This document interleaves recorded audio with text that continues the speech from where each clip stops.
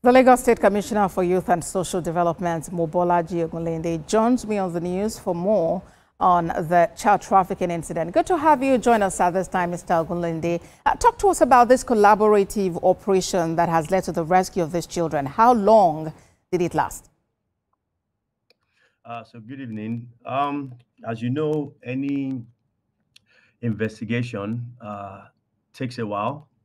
It's not done overnight.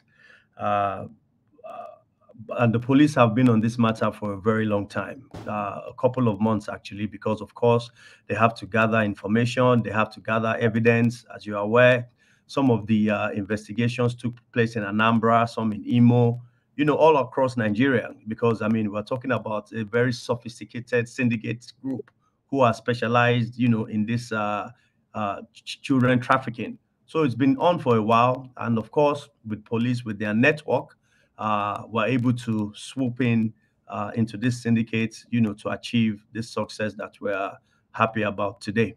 All right. So give us an update now on the state of health of these children and what exactly is the plan of your ministry for their future.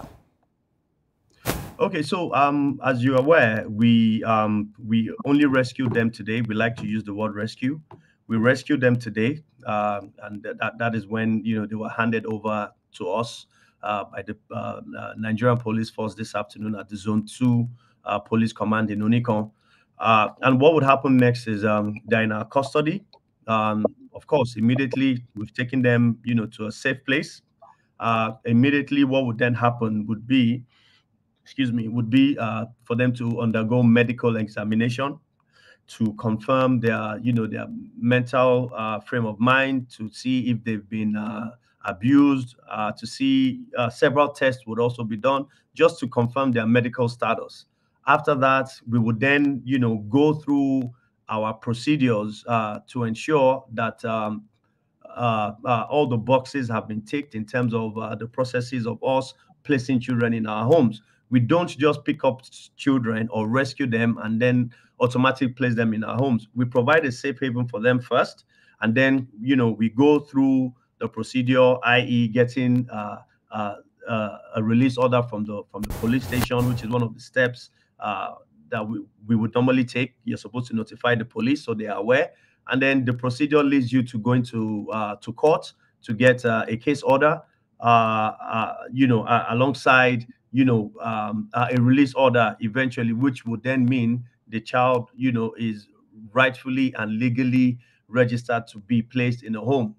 After which we would then, look for a safe haven for them in terms of being adopted or being in a foster home. So there are several steps that we take, and we are guided by the child right law.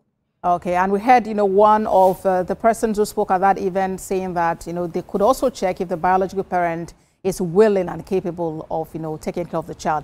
But let's talk about, what your ministry is doing. One of the suspects is a young woman who allegedly sold her child for 1.5 million. And based on what she even said, she got 800,000 naira, which was not completely even given to her. What strategies will your ministry be adopting to dissuade youth from this act? Well, yes, we're aware of the mother that sold the child for 1.5 million. Again, there are several issues leading to some of these things.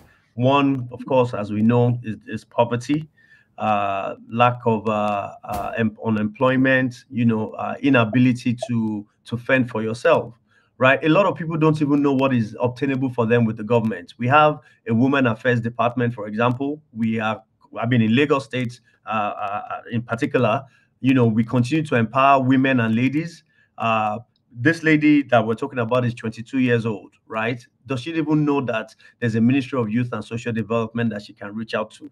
Does she know there's a Ministry of Wealth Creation, in Lagos State that she can reach out to? There's so many activities that we do, but people don't even know where to start. So through avenues like this or through incidents like this, we take the advantage of it to continue to do some sort of advocacy, number one. Number two, well, she's been a part of this syndicate. So unfortunately for her, depending on, the outcome of the investigation and if she's charged or not, there may be hope for her. And the hope would be, now that we're aware, she's aware of us. All right.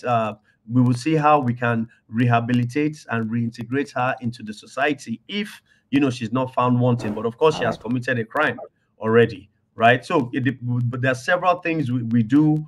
There are several ways and manners that we can help people. But if you don't reach out to us or we are not aware of you, I mean, we cannot just turn up at your door, to assist. We also need information. Okay, then, Commissioner for Youth in Lagos State, thank you very much for your time on TVC News at 10. Thank you. When TVC News at 10 returns, governors of the People's Democratic Party advised National Working Committee to postpone